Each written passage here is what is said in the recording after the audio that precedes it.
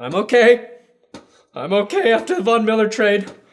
Welcome to That's Good Sports. I'm Brandon. Let me name some quarterbacks for you, Perna. Mike White, Trevor Siemian, Cooper Rush, McCorkle Jones, Geno Smith. All these second stringers and noobs had impressive wins Sunday. Halloween is a day of nightmares, but in 2021, it was also a day of wet dreams for backup QBs. Siemian, Rush, Geno, and White combined for 1,084 passing yards, 8 touchdowns, and 4 wins. My number one best play, though, of the entire weekend was this hot mic moment. Fucking girl! You fucking suck! This is fucking buddies! He called him a fucking girl. Thank you, Highlight Heaven, for posting that clip. You fucking suck! Now, I already discussed the Von Miller trade. That video is up on this channel. It's a best for the Rams, a best for the Broncos rebuild, but a worst for my heart. Today, though, let's relive all of the pain and glory from NFL Sunday right here on That's Good Sports.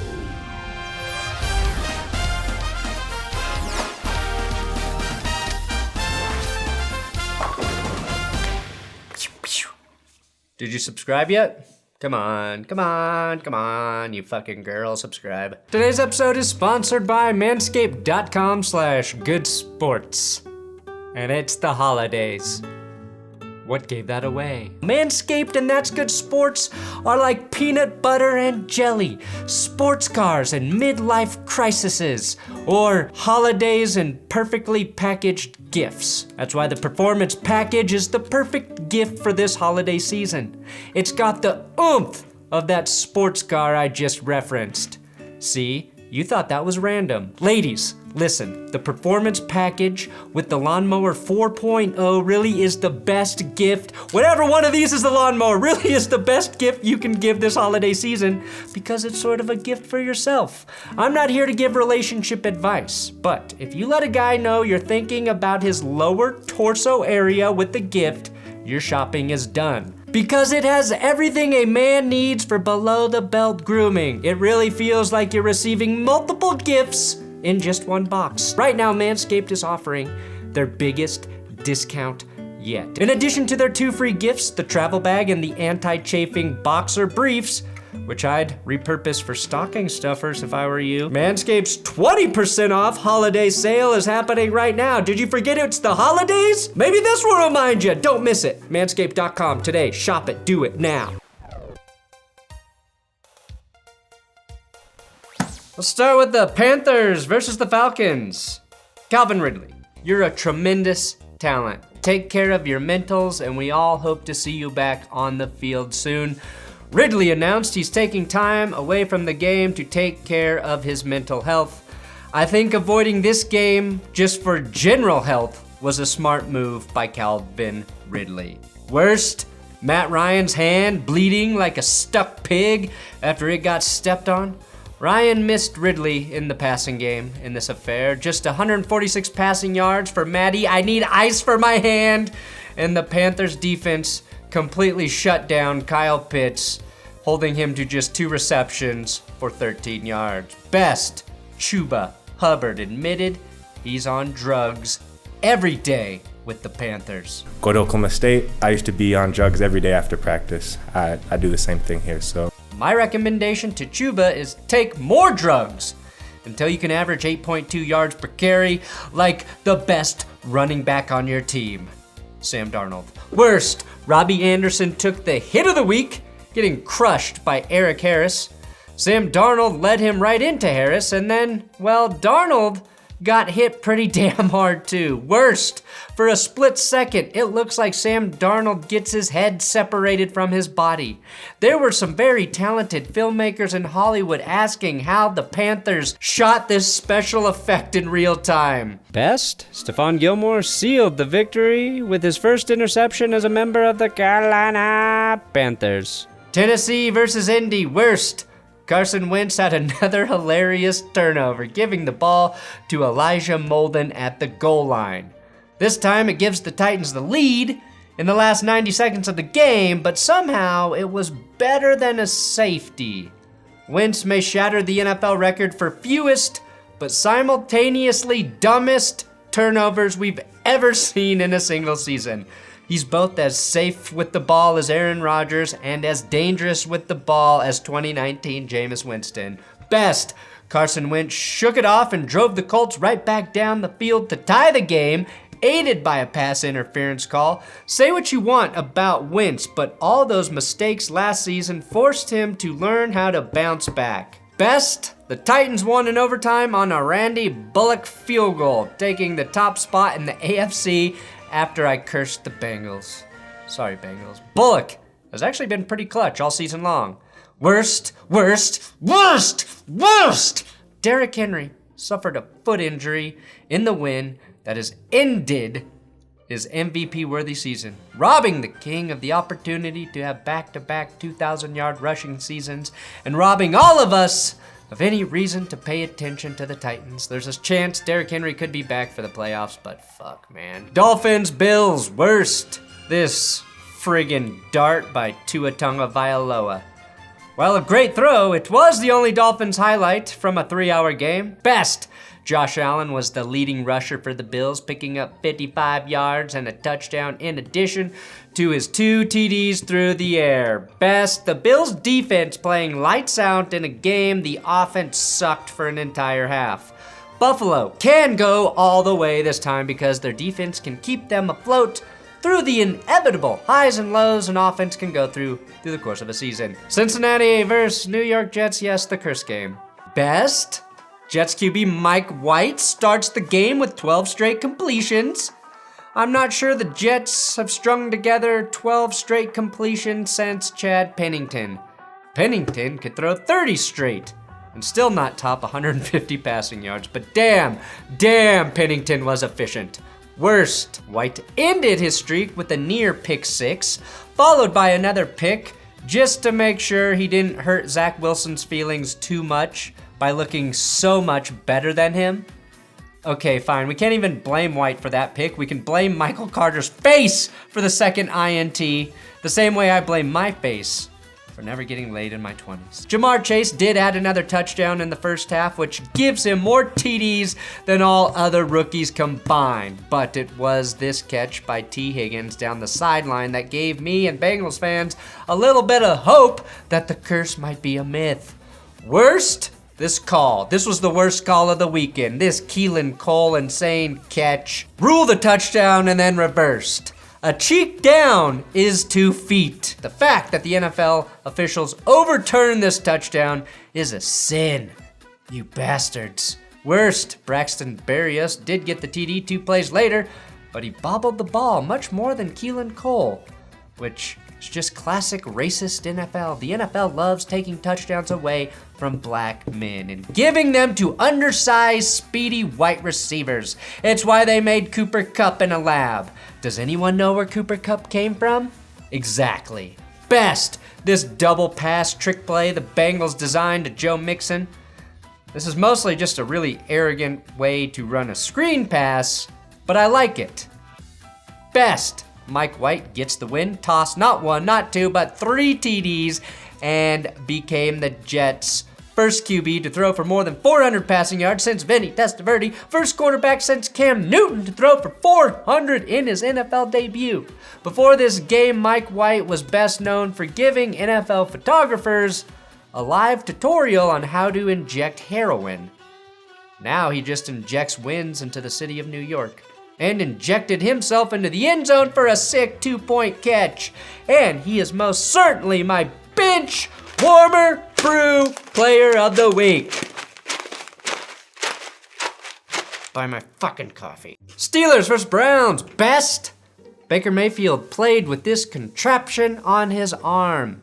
Fitting, since his Halloween costume was dominatrix and his safe word was Hugh Jackson. Worst, Jack Conklin got injured, carted off the field. Another big injury for the Browns, and I don't think they can survive all the current injuries that are amassing.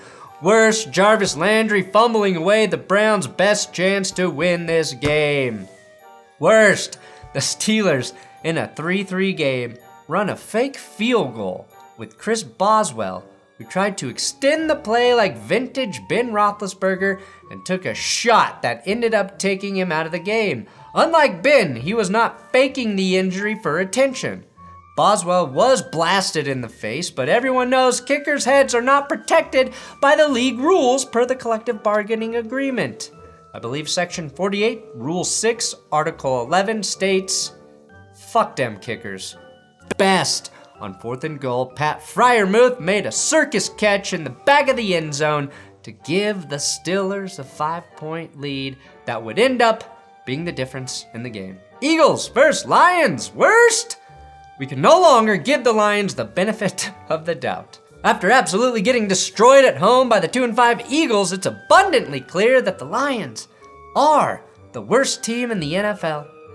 That hurt to say about a Dan Campbell team, but sadly it's true. The Lions and the Texans are in a dogfight for the #1 overall pick, and not even this weird Eagles fan dressed as a flower for some reason at the game can distract from that haunting reality in Detroit. Best. Eagles corner Darius Slay took revenge on his old team, scooping up a fumble and getting in the end zone to make it 38-0. Although it was Matt Patricia who hated Darius Slay, not Dan Campbell. This is like getting revenge on an ex by taking an even uglier girl to the restaurant your ex works at, only to find out it's her day off. Yeah, the Eagles eventually hit 44 points, making it the first time since Super Bowl 52 they had broken 40. Best. We were blessed. Blessed, I say, with our first Gardner Minshew sighting of the season, and he had some incredibly weird sleeves. He finished 2 for 2 for 11 yards, so he's currently leading the NFL in completion percentage, also leading the league in the percentage of men he can lead to completion. Rams versus Texans. Worst? Look how many empty seats there are in the stands. I'm pretty sure the Rams offense had more yards than the Texans had fans at the game. And it's not like it was even on at the same time as the World Series. Best. Cooper Kupp is still on pace to set the single season receiving yards record after adding another 115 and a tutty. If you want to break records, play with Matthew Stafford. It's simple. If you want to make records, you hang out with Rick Rubin. Best, anyone who didn't have to watch this game. The Rams had 3 different players who had more yards than the Texans before Davis Mills was allowed to clean up, add yards in garbage time. Niners versus Bears, worst. Heading into this game, Justin Fields had been sacked 22 times, most in the league, and now he's at 26 after going down 4 times against the Niners. Still the league leader. Unless anyone sacked Tom Brady 14 times on Sunday. No, just 3, damn. Ryan Tannehill actually has taken the second most sacks this season at 24. Best, tight end Jesse James definitely caught this pass, and without Matt Nagy on the sideline, we actually got a sneak peek of Justin Fields' potential. And this touchdown to James shows it all. Best, Deebo Samuel. That dude is special. Turning on the Jets for an 83-yard catch and run on 3rd and 20. The Broncos should try running this play from time to time. Best, Justin Fields reversed field, going full Marcus Allen for an incredible touchdown run to almost tie the game in the 4th quarter. Of course, the Bears missed the extra point after that. Best, Elijah Mitchell and the 49ers offense with the pile push play of the century. Mitchell finished the game with 137 yards, his 3rd game with over 100 yards in his rookie season. Again, he's a rookie averaging 5.3 yards per carry, and no one could pick him out of a lineup. Probably because they're letting Jimmy Garoppolo take all his rushing touchdowns. Worst, confirming Matt Nagy's next job is indeed at McDonald's. I was hired to help you make this great team even better. Patriots versus Chargers. Worst, after starting 4-1, the Chargers have lost 2 straight games, this time falling to a Patriots team whose biggest accomplishment to this point was beating Mike White, which now looks very, very impressive when you think about it. Worst, somehow, this play was not flagged for roughing the passer. The one time everyone can agree that it's certainly roughing the passer, and the ref said, no, we're good. We'll save our flags for the next time Kyler Murray or Tom Brady gets tapped on the chest. or shoulder pad. Sorry, Mac, you have to throw for more than 218 yards and 0 touchdowns for the refs to think of you as a real QB. Jaguars get blown out by the Seahawks. Worst, the bye week was not enough to help the Jags, who fell to 0-7 on the I'm sorry that they're 1-6. I forgot for a second that they did beat the Dolphins. And that doesn't really count, does it? Best, DK Metcalf had another incredible day, catching a pair of touchdowns from Geno Smith, including this mossing of his former teammate Shaquille Griffin. Geno Smith was very efficient in this one, 20 of 24 for just 195 yards, 2 touchdowns, and a rushing tug himself. 142 of those yards all went to Tyler Pop, Drop, and Lockett, and the Seahawks defense really just dominated that Jags offense. Best, running back Travis Homer said, "I think I'll add an insult to the injury and run this onside kick back for a touchdown." Dope! Bucks versus Saints. Worst, seeing Jameis Winston go down in this game, tearing his ACL. Best, seeing that knee injury not stop Jameis from celebrating like a madman on crutches in the locker room after the big win. Best, my man Trevor Siemian officially out-dueling Tom Brady. A 7th rounder beat a 6th rounder. And speaking of 6, that's what PJ Williams got when he picked off Tom Brady to ice the damn game. Halloween is the devil's holiday, Satan's Christmas, if you will. And there was no way after all he's given to Tom Brady that the devil was going to let him shine on his day. Best, seeing Tom Brady throw 2 picks, fumble once, having more turnovers against Mr. Turnover himself, Jameis Winston. Brady also sacked 3 times by an underrated Saints defense. Siemian Toast Crunch. I like it. And finally, Sunday Night Football, we had the Cowboys versus the Vikings. Worst, Cedric Wilson making Harrison Smith look like my daughter, spinning around on the living room floor so she can experience dizziness for the first time. Best, the Cowboys successfully replacing the most ginger backup QB ever in Andy Dalton with the 2nd most ginger backup QB ever in Cooper Rush. Rush is the 2nd Cowboy in his first start to throw for over 300 yards, joining Gary Hodgeboom. Worst, anyone they throw in at QB for the Cowboys apparently can just sling it. Cedric Wilson fired this dart to CeeDee Lamb. One more injury, and I think you just start snapping the ball directly to Wilson. Somehow the only Wilson to complete a pass today. Best, Trayvon Diggs. People like to try and throw him under the bus, discredit his interception, say he gives up just as many big plays as he makes. But he held Justin Jefferson to 2 catches for just 21 yards. Worst, whatever the hell the Vikings' offensive game plan was heading into this one, you knew that you had primetime Kirk Cousins to battle against. Instead of coming up with a nice game plan, you made the Cowboys defense look like the 85 Bears. Cooper Rush had 141 more passing yards than Kirk Cousins. Wow, fitting. Thanks for watching the best and worst of NFL Sunday. Make sure you subscribe here. Von Miller video is up. Broncos recap will be up tomorrow morning, and power rankings will be up tomorrow, Tuesday. Every Tuesday, I drop the power rankings.